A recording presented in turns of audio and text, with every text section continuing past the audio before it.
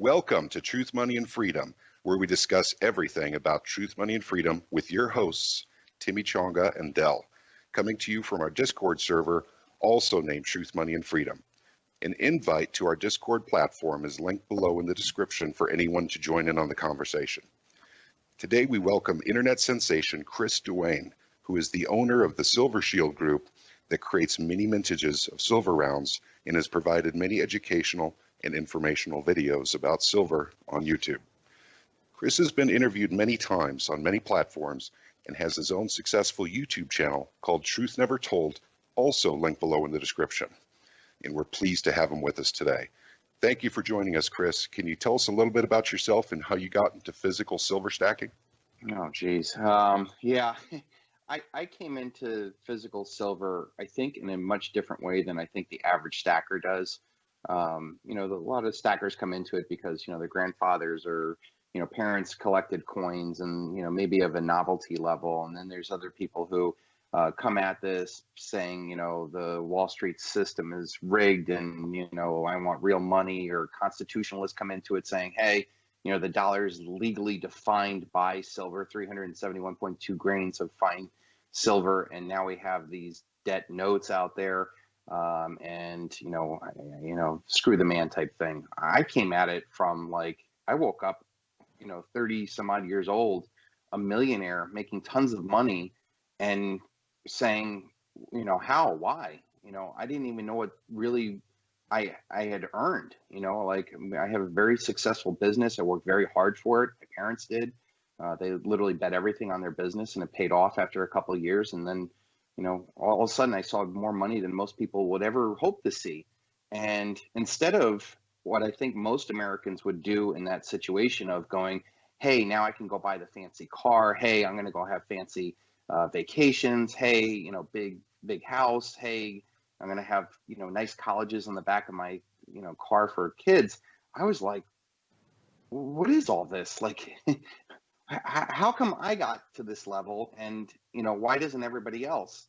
And the scary truth of the matter is that I got there because I created debt, and I created millions of dollars worth of debt on a monthly basis. And I got first crack at all the profits of all that debt that was created. And when I, came to understand that, I'm like, well, this doesn't quite make sense. Dollars aren't they, printed by the government? And then I came to find out that the Federal Reserve is actually printing these things and that they're debt notes, and that actually the creation of our money in our system is completely rigged from the birth. The original sin is the way that we have debt money. And that blew my mind. If people really wrap their mind around how horribly rigged our system is, how much human potential has been hijacked simply because our money is debt, I think it gives us an understanding of just how unbalanced this world is right now. So when I realized that when debt is created, money is created. When debt is paid off, money is destroyed. So the fact is that I created millions of dollars worth of debt, which produced millions of dollars worth of new money entering the economy. And that when you understand that the only way that the debt can be paid back is for more debt to be taken out. And what's worse is that there's interest on every single bed of debt that comes into this world that does not exist. In fact, the very fundamentals of it demands that there must be more debt in every year on a global societal basis than the debt and interest accrued the year before, or what? The whole system falls apart. Mm-hmm. So we've gone through generations now of this system that has morphed into this. It wasn't always like this. Even when the Federal Reserve was established in 1913, there was still gold and silver physically in our money. There was gold coins and silver coins out there. And then they had gold and silver certificates and, maybe treasury banknotes and stuff like that. It's taken time for the Federal Reserve note, for what, it has been, to expand. And even that has changed because we were on a gold standard and then we took it off. Roosevelt, took us off domestically. Everybody brought in their gold and got paid gold, the fair market value for gold back during the Great Depression. The gold was never confiscated. That's one thing. Oh, why buy it if the government never confiscated? They paid fair value for it at the time. The real thievery came when they devalued the gold or devalue the dollar against the gold and raise the price of gold, I think up 70-80% overnight after they had already taken all the gold. Yeah, right after they got done was confiscating. Yep. And then we go through for a little bit further down the line, and then you start seeing all these other nations. You look at I think Francois Mitterrand or one of the French leaders talking about how the United States has an unfair advantage. They can print up all these dollars and they're treated as if they were good as gold. But they're like, there's no way they're spending all this money on guns and butter in Vietnam and all these social projects, and that there's actually gold behind it. So the French said, hey, here's all these dollars that we earned in trade. We want gold back. Well, Nixon got to the point where I'm sure at some point they were like, yo, we're almost out of gold. And we got to cut back with this because there was all these dollars floating all over the world, but there was very limited amount of gold, which is the basis of that. So Nixon took us off the international gold standard. And since then, it's really just been this illusion that we pass around these digital illusions of wealth in exchange for real good and real services and real careers and real lives, all passing around these things. And now, after that, they said, well, we have to have some sort of basis for making people, keep these dollars. And domestically, it's easy. You got taxes that need to be paid only in dollars, bills, corporations, salaries, everything demands that you have to use the dollar.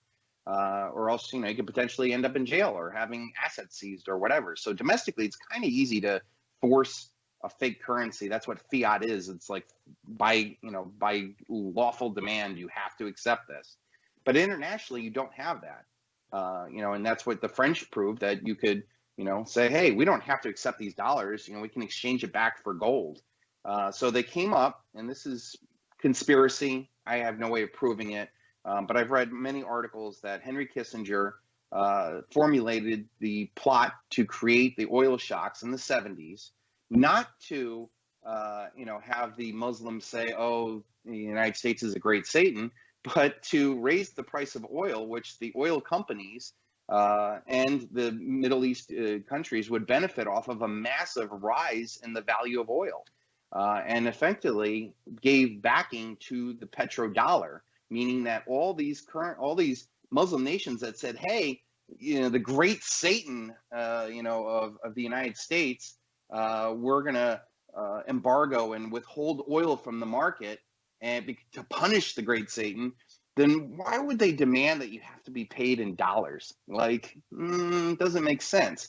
And when you get down to the basic understanding of how the petrodollar system works, is that they raise the price of the oil, and basically forced all the world to use dollars in order to buy that oil. So it gave this international, reasoning behind it. And that's lasted for a long time. Yeah, and that's lasted for a long time.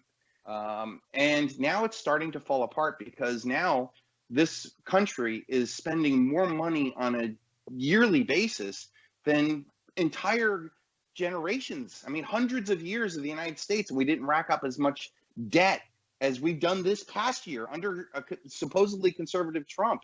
I think the estimate now is that we're going to run a $1.4 trillion deficit.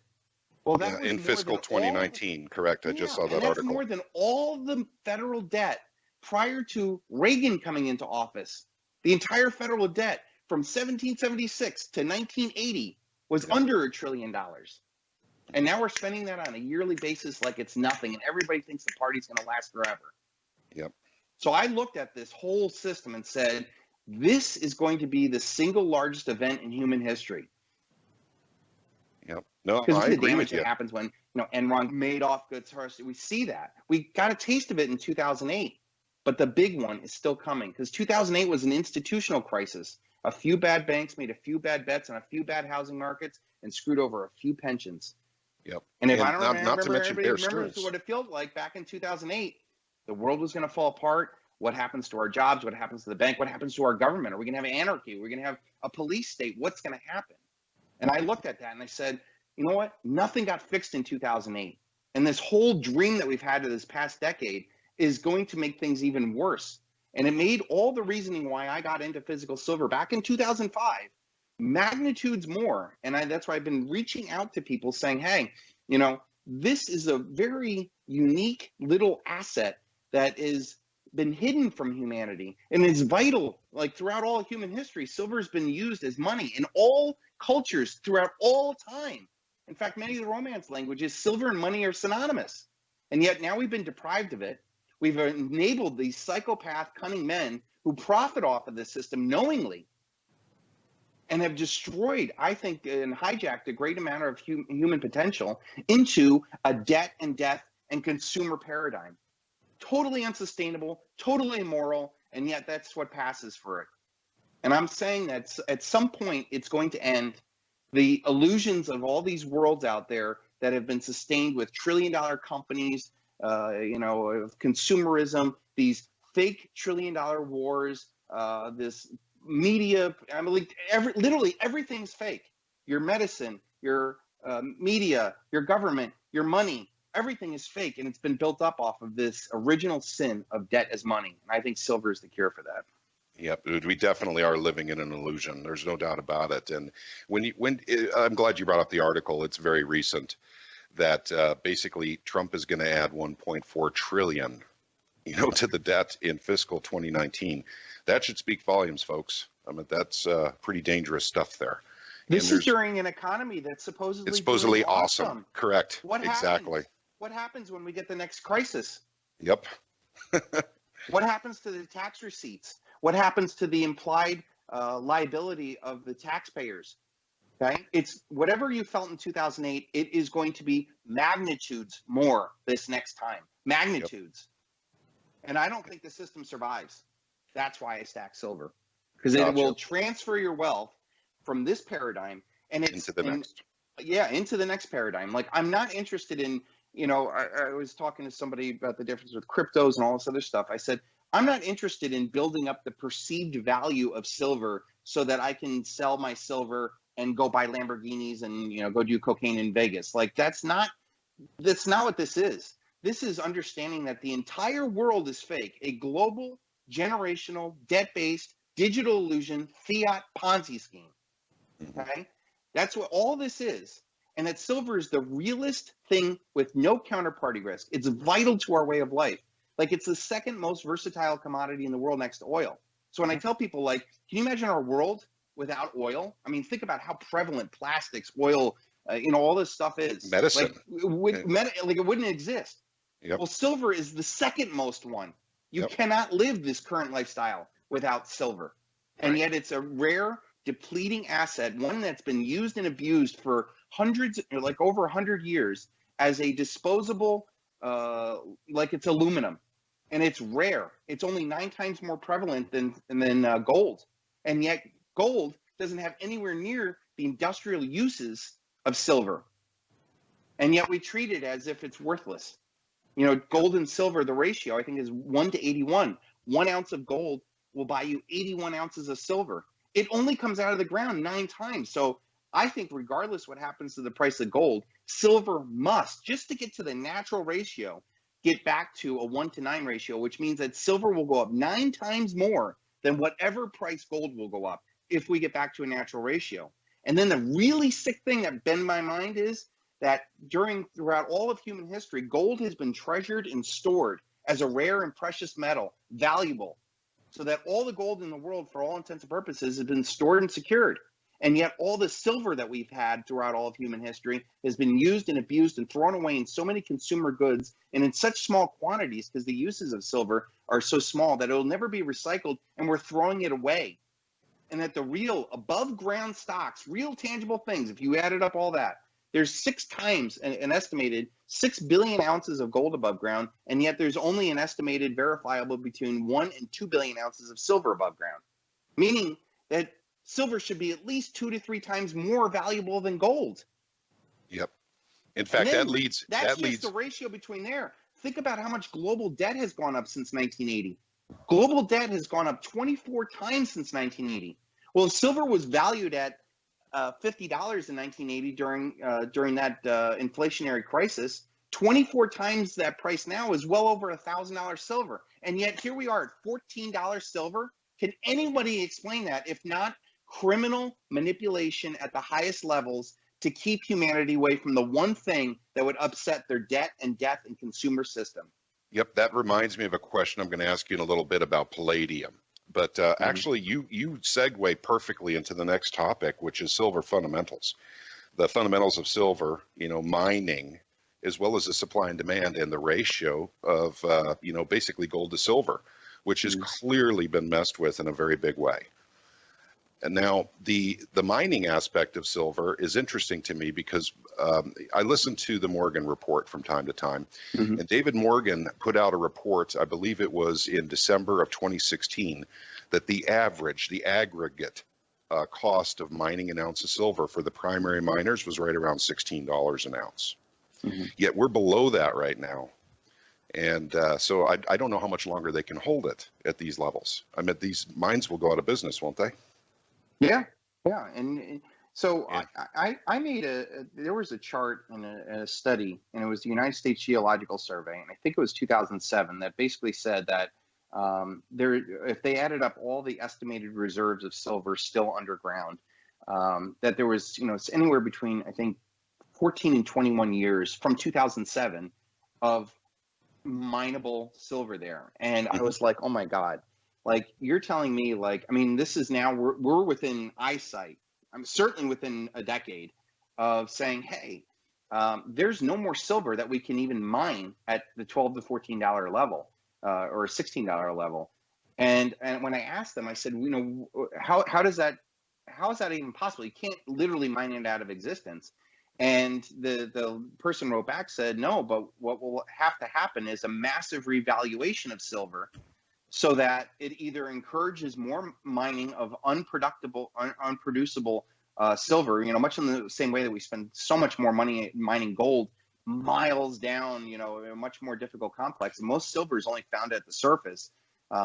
So you would need to have a massive revaluation of silver to bring about more investment into mining silver. And it has another factor of providing wiser use of silver. So maybe we'll stop using thousands of tons of silver to make yoga pants less sweaty and smelly for, very wealthy women. Maybe we'll stop throwing this precious metal away so that they don't have sweaty pants, That's an interesting way of looking at it. Maybe then we'll start using it for, renewable energy, so that we stop having $1 trillion wars in the Middle East. Like, all the money that we spent fighting some wars that don't even exist. There was never any weapons of mass destruction in Iraq. It was a complete lie. And yet we've been there for years. In Afghanistan, the same thing. With all that trillions of dollars, they could have easily spent that and had completely sustainable energy. And we'd have no need for any foreign wars and have a much sustainable, real economy underneath it. But that's not what they want. The people at the top of the power want debt and death. They profit off of it. And we're enabling them by allowing that to happen. So I view silver as a rebellion, saying, hey, it's a short on all these digital illusions of wealth that will eventually go to zero. At some point, all these things, countries go to zero, they come out of existence, corporations go bankrupt, the technology change, somebody else comes in, innovators make them go away. Almost every single fiat currency in the world eventually goes to zero, okay? The only thing that I know throughout all time in history, and that will be around hundreds and thousands of years from now, is silver. And I view it as a form of rebellion, saying, hey, I don't support these guys anymore. I'm consciously awake. I'm going to withdraw my wealth out of the system, and I'm going to consciously preserve it, not to, to somehow make more money one day, but to actually preserve it. Instead of having instant gratification, which this world thrives off of, I'm going to have a way of withholding that and saving for a better day.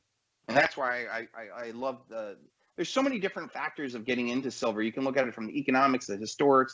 I can get spiritual about it. I can, talk about it in technological uses. It really is a nexus point, and I think very vital to human existence. And one, I think that the abuse is going to lead to some sort of ramification, whether it's the mining, that they no longer be able to produce it, or what I've been just waiting for, the inevitability of this mathematical, unsustainable, debt-based, global, generational fiat Ponzi scheme coming to a head somewhere along the line. Yep, and I'll tell you what, I got to tell you, I got a gut feeling that they're trying to bankrupt the primary miners, so the banks can now own the mines. If they don't already through loans. Yeah, gotcha. I did a video about that, talking about how JP Morgan has gone from crashed JP Morgan. So maybe the younger stackers don't really remember, but back in like 2010, 2011, there was a pretty big movement of buy silver, crash JP Morgan, because JP Morgan took over Bear Stearns, who was short physical silver. And I think it was March 17th of 2008, or no, I don't remember. Yeah, it must have been 2008. Way before the financial crisis, months before the financial crisis, Bear Stearns was short physical silver, and silver had risen, essentially from $7 to $21, and it peaked at $21 on that St. Patrick's Day, and that's the same day that Bear Stearns went broke.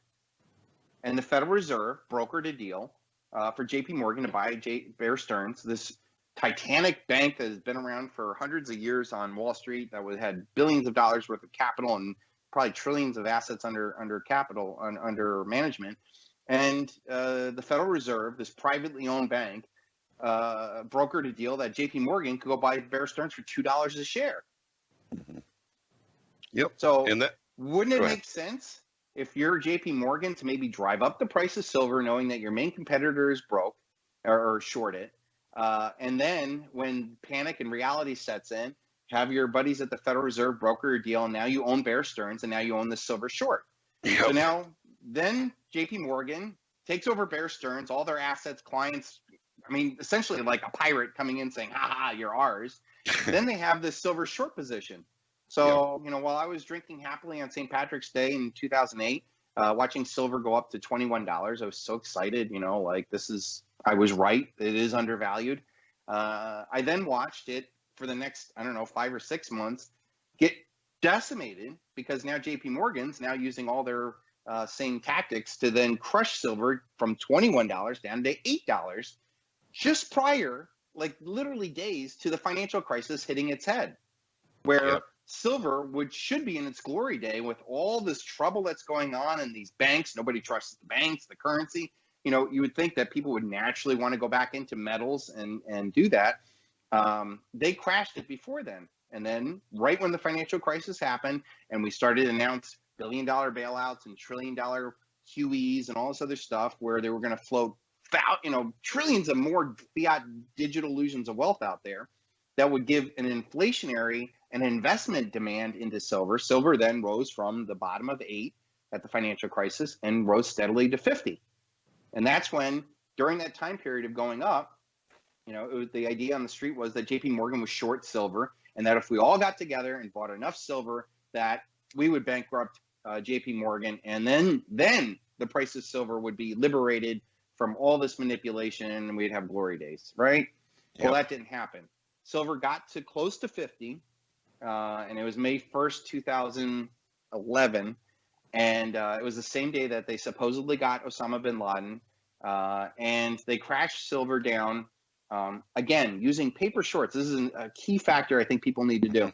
People assume that, silver's traded, like there's big blocks of silver going from miners to the exchange to the end users. No, that would be a nice, legitimate way of trading silver, but that's not how it works. It's thousands of contracts per physical ounce traded on high algorithms trading, inside out, to the point where I think the total amount of mined silver that comes out of the ground, every year globally, not even the stuff that's traded at the COMEX where the price is really set, not all of that ever even goes in there, is the total global amount of silver mined every year is probably about $14 billion. So if you added up every miner, and put it out, it was probably about $14 billion annually. So I read an article, I can't remember if it was the Financial Times or Bloomberg, but said that they were changing the way that they were setting the silver fix, and that the estimated notional value of all the computer digital trades of silver was $5 trillion a year. Mm-hmm. And that blew my mind. These guys are investing, looping through $5 trillion a year on this $14 billion little teeny micro cap metal to keep it down, because they never cover the short. And anytime the price of silver rises, they throw on future promises of wealth, these contracts, and then crash it and force the people who are speculating on the upside position out. And then they get to do it over and over and over and over and over again. And it will never end until there's an actual physical shortage of physical silver and people stand up and say, hey, I don't want these paper receipts of silver. I need the real stuff. And then what do you think companies like, say, $1 trillion Apple market cap company is going to do when a vital strategic asset that funds billions of dollars worth of profits and all this other stuff physically becomes not available? What do you think that's going to do to the price of silver? And then if you think Apple's going to do that, what about Google, Facebook, Samsung, General Motors, IBM? What do you think nations like China, Russia, the United States, Japan, Korea, who are, like their whole way of life is dependent on these, industrial technological uses. And here comes a rare commodity that now, oh, hello, humanity is on the verge of extinction. What do you think that's going to do to the value of silver? And yet it sits here at $14 an ounce. Really? Yeah, let's talk about that for a second, because the paper markets were, basically the manipulation, as far as I'm concerned, begins and ends, because that's where they really affect it. Yeah. And there's leverage. There's a certain amount of leverage for, paper versus the actual physical metal. Now, the two sources that I know of, one is on the U.S. debt clock, and I know you've shown that in videos before, where they're saying the leverage is 180 to 1. However, then you've got, I believe his name is Andrew McGuire out of London, saying that because you remember now, after Brexit, silver went up quite a bit in 2016. It almost hit $21, if I remember right. And then it went down very, very hard from, it was October 1st to December 18th. Silver took a massive hit. Andrew McGuire came on and did an interview on King World News and said that there was 41% more future contracts added to the market, not sold into the market, but added to the market. So he thinks the leverage is 520 paper ounces to every physical ounce held by the COMEX. I was curious if you have any better information, because we have two. Okay. No, I don't.